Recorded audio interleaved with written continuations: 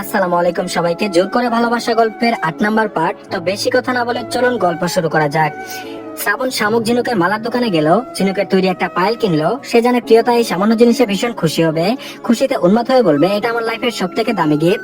জীবনে অনেক গিফট পেয়েছি কিন্তু এটার মতো এত আনন্দ আগে হয়নি। হ্যাঁ, প্রিয়তা এমনই করবে। শ্রাবণকে দেয় সামান্য উপহারকে অনেক বেশি দামি মনে করে। আসলে মেয়েরা মন থেকে কাউকে ভালোবাসলে এত বেশি ভালোবাসে যে সব উজাড় করে দিতে চাই। একমাত্র ভালোবাসা ছাড়া অন্য কোনো চাহিদা থাকে না, কোনো বাড়ি গাড়ি গয়না কিছুর চাহিদা থাকে না। কিন্তু এই কয়দিনে মহারানী কি পরিমাণ রেগে আছে সেটাই ভাববার বিষয়। ব্রেকআপ করে দিবে কিনা আল্লাহ জানে। শ্রাবণ ভীষণ চিন্তিত হয়ে ভাবছে, মহা অন্যায় করে ফেলেছি, কিন্তু কি করতাম। সম্বন্ধীকে সামলাতে সামলাতে হিমশিম খেয়ে যাচ্ছি। এইদিকে আবার তার বোনকে সামলানো ছোটা, ভদ্রলোকের বোন আমার গর্দান না নেই হয় বোন। এইদিকে আবার তার বোনকে সামলানো ছোটা, ভদ্রলোকের বোন আমার গর্দান না নেই হয় বোন না হয় ভাই, কবে যে তার হাতে প্রাণ যাবে। কিছুক্ষণের মাঝে শ্রাবণ ফিরে এলো। প্রান্তিক বলল, কই গেছিলি? শ্রাবণ বলল, একটু ওইদিকে ভাই। প্রান্তিক বলল, জিএফ এর সাথে কথা বলতে? শ্রাবণ বলল, না ভাই। প্রান্তিক বলল, আরে থাকলে আমার ফোন দিয়ে কথা বল, সমস্যা কি? শ্রাবণ বড় বড় চোখ করে তাকালো প্রান্তিকের দিকে, মনে মনে বলল, না ভাই কোনো সমস্যা নেই, নামটা বললে এই গভীর সমুদ্রে আমার শব্দ করে যাবেন।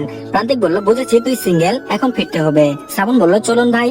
প্রান্তিক বলল, আগামীকাল প্রিয়তার জন্মদিন, মনে আছে তোর? শ্রাবণ আমতা আমতা করে বলল, খেয়াল ছিল না ভাই। প্রান্তিক বলল, প্রিয়তা জানলে তোর 12টা বাজাবে, ওর জন্মদিন তুই ভুলে গেলে ওর রাগ হয়। শ্রাবণ মনে মনে বলল, আপনার বোনের জন্মদিন ভুলে গেলে আপনার বোন খবর করে ছাড়বে ভাই। আমি যদি বলি আপনার বোনের রাত দিন 24 ঘন্টার খবর আমি জানি, তাহলে আপনি আমার খবর করে ছাড়বেন? আছে এক মাইন কাটছি পাই। আর এদিকে রাত 8টায় প্রান্তিক আর শ্রাবণ বাসায় ফিরলো। ডাইনিং এ ছেলের জন্য অপেক্ষা করছে মাহবুব আর আঞ্জুমান চৌধুরী। ছেলে বাড়ি থেকে গায়েব হওয়া এই প্রথমবার নয়। তাদের ছেলে প্রকৃতি প্রেমী, মাসে 2-1 বার মাঝরাতে বাসা ছেড়ে বেরিয়ে ঘুরে আসার অভ্যাস আছে। প্রান্তিককে দেখে আঞ্জুমান এগিয়ে এসে বলল, মায়ের কথা কি মনে পড়েছে আমার ছেলের? প্রান্তিক আঞ্জুমানকে জড়িয়ে ধরে বলল, মাই সুইট আম্মু, তোমাকে বলতে পারি না আমি। আঞ্জুমান বলল, এভাবে আর পাম দিলে কাজ হবে না, এবার বৌমা এনে তোমাকে বেঁধে রাখবো, তাহলে আর এইভাবে হুটহাট বাইরে যেতে পারবে না। প্রান্তিক বলল, বৌমা দেখতে চাইলে মনসুর আলীর মেয়েকে নিয়ে এসো আম্মু। বলে প্রান্তিক হনহন করে নিজের রুমে প্রবেশ করে ওয়াশরুমে ঢুকলো। মাহবুব চৌধুরী বলল, শ্রাবণ মনসুর আলীর মেয়ে কেমন? শ্রাবণ বলল, অনেক ভালো চাচা। মাহবুব বলল, দেখি কথা বলে আসবো, ছেলের বিয়ে এবার দিতেই হবে। শ্রাবণ প্রান্তিকের মা বাবার সাথে কথা বলে চারিদিকে চোখ বোলালো প্রিয়তার জন্য। চারিদিকে কোথাও প্রিয়তা নেই, সবার অলক্ষ্যে শ্রাবণ প্রিয়তাকে খুঁজছে। নিশ্চয়ই অভিমানিনী ছাদে বসে আছে। শ্রাবণ নির্ভয়ে ছাদে পা রাখলো। প্রিয়তা বুঝতে পারলো ছাদে কেউ এসেছে, আর সে শ্রাবণই হবে। শ্রাবণের পারফিউমের গন্ধ প্রিয়তার মুখস্থ। অভিমানে ঘুরেও তাকালো না প্রিয়তা। শ্রাবণ গুটি গুটি পায়ে গিয়ে প্রিয়তার ঘাড়ে হাত রাখলো। প্রিয়তা ঘুরে তাকালো না। শ্রাবণ প্রিয়তাকে তার দিকে ঘুরালো। প্রিয়তার চোখ ভরা পানি, পানিতে কাজল লেপটে গিয়েছে। শ্রাবণের হৃদয় ব্যথিত হলো। প্রিয়তার মতো চোখের পানি ফেলতে পারছে না, কিন্তু হৃদয় জ্বলে যাচ্ছে। প্রিয়তার চোখের পানি মুছে দিয়ে বলল, জানি বলার সাহস নেই আমার, মাপ চাওয়ারও সাহস নেই, এই অপদার্থকে প্লিজ লাস্ট চান্স দাও, ছেড়ে যেও না। প্রিয়তা শ্রাবণের দিকে তাকিয়ে হাউমাউ করে কেঁদে বলল, কোথায় ছিলে তুমি? তুমি এত নিষ্ঠুর কেন শ্রাবণ? তুমি কি জানো না আমার কষ্ট হয় তোমার জন্য? তোমাকে ফোনে না পেলে ভয়ঙ্কর যন্ত্রণা হয় আমার, তোমাকে না দেখলে ঘুম হয় না আমার, তুমি এসব জেনে আমাকে কেন কষ্ট দাও? শ্রাবণ প্রিয়তাকে বুকে টেনে নিল। একটা দীর্ঘ নিঃশ্বাস ছেড়ে বলল, সরি পাগলি। প্রিয়তা শ্রাবণকে ধাক্কা মেরে বলল, আর কখনো কথা বলবো না তোমার সাথে, বলেই নিচে চলে গেল। শ্রাবণ বলল, যা ধারণা করেছিলাম তাই। আর এদিকে পরের দিন সকাল থেকে চৌধুরী বাড়ি টুকটাক সাজানো হচ্ছে।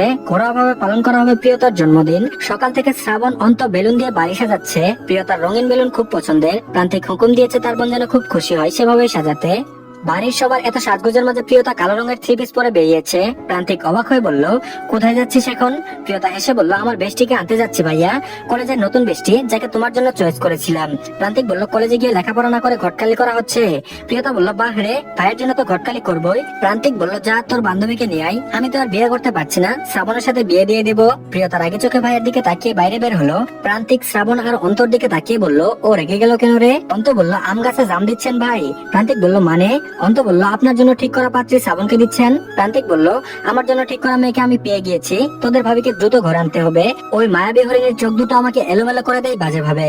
প্রিয়তার অভিমান হয়েছে, আকাশ সমান অভিমান, যে শ্রাবণের দিকে তাকাচ্ছে না পর্যন্ত। আর কখনো এই কেয়ারলেস ছেলেটার সাথে সে কথাও বলবে না। মেয়েরা ভালোবাসলে যেমন জীবন দিতে পারে, তেমনি অভিমানে মুখ ফিরিয়েও নিতে পারে। প্রিয়তা বাড়ি থেকে বের হলে শ্রাবণও বের হলো। প্রিয়তার পিছু পিছু হাঁটছে শ্রাবণ। হাঁটতে হাঁটতে প্রিয়তার কাছে চলে গেল, পাশাপাশি হাঁটছে। প্রিয়তা বিরক্ত চোখে তাকিয়ে একটু জোরে হাঁটা দিল। যতই হোক মেয়ে মানুষ কি আর ছেলেদের সাথে হেঁটে পারে? শ্রাবণ একটু বড় বড় পা ফেললে আবারও প্রিয়তার সমতায় চলে গেল। প্রিয়তা ভয়ানক রাগে চোখে শ্রাবণের দিকে তাকাতে শ্রাবণ অন্যদিকে তাকিয়ে মাথা চুলকালো।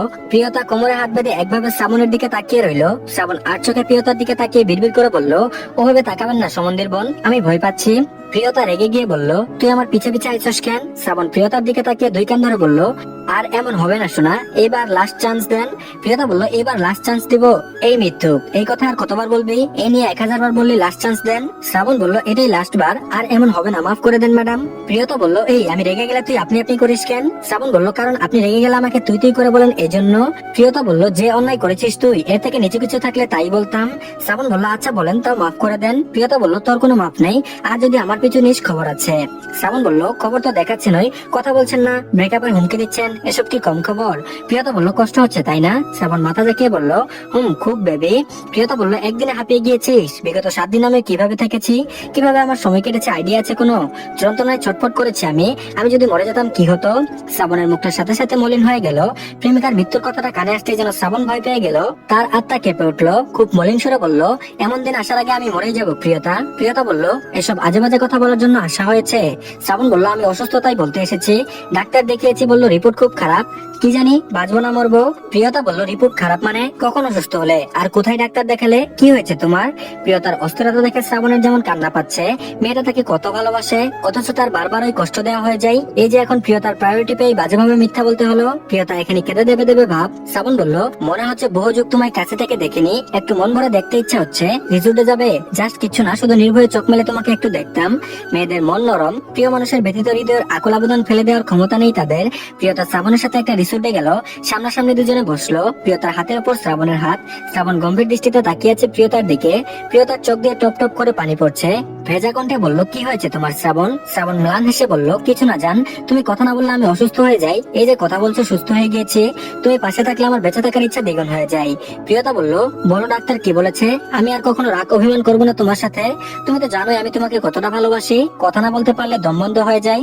শ্রাবণ বলল, আমার কিছুই হয়নি, তোমার প্রায়োরিটি পেতে মিথ্যা বলেছি, এগেইন সরি জান। প্রিয়তা বলল, এমন মিথ্যা আর বলবা না তুমি। শ্রাবণ উঠে দাঁড়ালো, প্রিয়তার পায়ের সামনে বসে পড়লো। প্রিয়তার পা নিজের হাঁটুর উপর রাখলো, পকেট থেকে ঝিনুকের পায়েল বের করে প্রিয়তার পায়ে পরিয়ে দিতে দিতে বলল, যোগাযোগ নেই বলে যে আমি আমার প্রিয়তার কথা ভুলে গিয়েছিলাম তা কিন্তু নয়। প্রিয়তার কাছে মনে হলো কয়েক কোটি টাকা দামের কোনো উপহার তার পায়ে। খুশিতে দুই হাতে মুখ ঢেকে বলল, এত এত খুশি হয়েছি আমি, এত সুন্দর উপহার আমি আগে কখনো পাইনি। শ্রাবণের সামান্য উপহারে প্রিয়তার খুশি দেখে শ্রাবণের মনে হচ্ছে পৃথিবীর সব দামি উপহার প্রিয়তার হাতে এনে দিতে। আর এদিকে প্রান্তিকের মন ছুটেছে রজনীকে দেখার জন্য। এভাবে আর থাকা সম্ভব হচ্ছে না। জীবনে কোনো কিছু নিয়ে খুব বেশি অপেক্ষা করাটা প্রান্তিকের ভালো লাগে না। আজ গিয়ে সে রজনীর আম্মাকে সে জানিয়ে দেবে তার মেয়েকে সে বিয়ে করতে চাই। আঞ্জুমান রান্নায় ব্যস্ত আছে। প্রান্তিকের পরনে ব্লু জিন্স, সাদা শার্ট, হাত ঘড়ি পড়তে পড়তে রুম থেকে বের হলো। আঞ্জুমান বলল, কোথায় যাচ্ছ প্রান্তিক, খাবে না? প্রান্তিক তার আম্মার কাছে গিয়ে বলল, একটু বাইরে যাবো আম্মু। আঞ্জুমান বলল, তোমার কি কিছু হয়েছে? তুমি কিন্তু আগের মতো নেই, কি হয়েছে বলবা? প্রান্তিক লাজ লজ্জা ফেলে বলল, আমি বিয়ে করবো আম্মু। আঞ্জুমান ছেলের এমন কথায় খুব খুশি হলো, সাথে চিন্তিত। তার ছেলে তো বিয়ে করতে চাইতো না, হঠাৎ চাইছে কেন? এর পেছনে কি কোনো কারণ আছে? আঞ্জুমান বলল, বেশ তো বাবা, তুমি কাকে বিয়ে করতে চাও? প্রান্তিক বলল, আগের দিন বললাম না। আঞ্জুমান বলল, তুমি কি সত্যি সত্যি মন থেকে বিয়ে করতে চাইছো?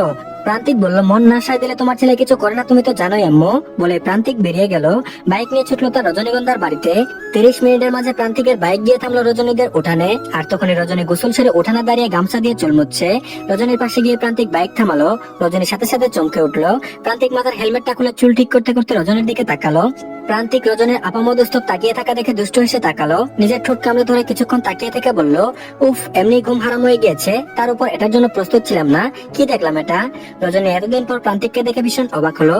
এই মানুষটা তাকে ভুলেনি, এতদিন কোথায় ছিল? রজনীকে প্রান্তিকের দিকে তাকিয়ে থাকতে দেখে প্রান্তিক ভ্রু নাচিয়ে বলল, এইভাবে তাকিয়ে কি দেখছো? ভেজা রজনীগন্ধা, ক্রাশ খাচ্ছ আমাকে দেখে? যদিও আমি ক্রাশ খাওয়ার মতোই ছেলে, তুমি একটু লেট করছো ক্রাশ খেতে, এত স্লো কেন তুমি? রজনী এবার হুঁশ ফিরে এসে বলল, কি বলছেন এসব? প্রান্তিক বলল, কি আর বলবো, তোমাকে যা লাগছে না, ইচ্ছা হচ্ছে, থাক বলবো না। রজনী বলল, কি লাগছে আমাকে? প্রান্তিক রজনীর কানের কাছে মুখ এগিয়ে নিয়ে বলল, সো হট। কথাটা রজনীকে রাগাতেই বলল। রজনী রেগে তাকালো প্রান্তিকের দিকে, তাকিয়ে বলল, অসভ্য। প্রান্তিক বলল, ইচ্ছে করছে অসভ্যতার লিমিট ক্রস করতে, একবার কবল বলে দাও শুধু, দেখবে আমি কেমন লিমিট ছাড়া অসভ্য। রজনী বলল, সি সি সি বলে রেগে হনহন করে নিজের ঘরে গিয়ে দরজা লাগালো। ভেজা চোখের পাপড়িতে চোখ দুটো যেন আজ আরো বেশি সুন্দর লাগছে রজনীর। রজনীর আম্মা বাইকের শব্দ শুনে এগিয়ে এলো। প্রান্তিককে দেখে বেশ অবাক হয়ে মাথার কাপড় টেনে বলল, আরে বাবা তুমি, এসো এসো বসো। প্রান্তিক বাইক থেকে নেমে সালাম দিয়ে বলল, আন্টি আমি একটা কথা বলতে এসেছি, জোর করবো না আপনাদের, তবে ভেবে দেখবেন। রজনীর মা বলল, কি কথা বাবা? প্রান্তিক বলল, আমার মা বাবা এসে বলবে আপনাদের কিন্তু আপনাদের যদি আপত্তি থাকে তাই আগেই আমি কথাটা জানাতে চাই, আমার মা বাবা এসে অপমানিত হোক সেটা আমি চাই না। রজনীর মা বলল, কি হয়েছে বাবা? প্রান্তিক বলল, আপনার মেয়েকে আমি ভালোবাসি, আমি বিয়ে করতে চাই, কথা দিচ্ছি ভালো রাখবো, আমার জীবনের বিনিময়ে হলেও ভালো রাখবো। রজনীর মা এত বেশি অবাক হয়েছে যে কি বলবে বুঝতে পারছে না। প্রান্তিক বুঝতে পারলো রজনীর আম্মা অবাক হয়েছে, তাই বলল, চিন্তা করবেন না, এখনো কিছু বলতে হবে না, পরে বললেও হবে, এখন আমি আসি আন্টি। রজনীর মা বলল, দাঁড়াও বাবা, খালি মুখে যাইতেই পারবা না, 1 মিনিট দাঁড়াও, 1 গ্লাস পানি হইলেও খাইয়ে যাও। রজনীর চেঞ্জ করা হয়ে গিয়েছে। রজনীর আম্মা খুশিতে পাগল হওয়ার উপক্রম করে গিয়ে চানাচুর আর মুড়ি এক প্লেটে দিয়ে রজনীর হাতে দিয়ে বলল, যা পোলাডারে দিয়াই। রজনী বলল, আমি পারবো না। রজনীর আম্মা বলল, যাও আমি আছি তো, পানি নিয়ে আসি, তুমি প্লেটটা দিয়ে এসো। রজনী রাগি মুডে আছে, অন্যদিকে মুখ করে প্রান্তিকের সামনে প্লেটটা ধরলো আর মনে মনে ভাবছে কত বড় নির্লজ্জ হলে তার মায়ের কাছে এসব বলতে পারে। প্রান্তিক বলল, আমার দিকে না তাকিয়ে দিলে খাবো না, ওই চোখ না দেখলে পেট ভরবে না। রজনী বিরক্ত চোখে তাকালো। প্রান্তিক দুষ্টু হাসি এসে ডান চোখ টিপে বলল, বাসর করার প্রস্তুতি নাও, প্রয়োজনে পাড়ার ভাবিদের থেকে শিখে নিও। রজনী বলল, আপনার সাথে বিয়ে মরে গেলেও করবো না। প্রান্তিক বলল, রজনীগন্ধা, আমি কি দেখতে অসুন্দর? তুমি আমাকে অ্যাকসেপ্ট করছো না কেন? রজনী বলল, দেখতে সুন্দর হওয়াটা বেশি গুরুত্বপূর্ণ নয়, ভদ্র হওয়াটাই বেশি গুরুত্বপূর্ণ, কেননা চেহারা আল্লাহর দান আর ভদ্রতা নিজের অর্জন করতে হয়। প্রান্তিক বলল, তাহলে কি আমি অভদ্র? রজনী বলল, অবশ্যই অভদ্র, আপনি বড় ছোট মানেন না, যা ইচ্ছা তাই বলেন। প্রান্তিক বলল, খারাপ কিছু তো করিনি, শাশুড়ি আম্মাকে বলেছি তার মেয়েকে আমার লাগবে। রজনী বলল, আপনার লজ্জা করলো না এভাবে আমার আম্মাকে বলতে? প্রান্তিক বলল, তাহলে কি আমি ভীত প্রেমিকের মতো মুখ বুঝে থাকবো? শোনো, রিলেশন করলে এমন ছেলের সাথেই করবা যে শুধু ফ্যামিলিকে কেন সারা দুনিয়ার সামনে বলতে পারে যে তোমাকেই লাগবে তার। আর হ্যাঁ, এটাই শুদ্ধতম ভালোবাসার উদাহরণ।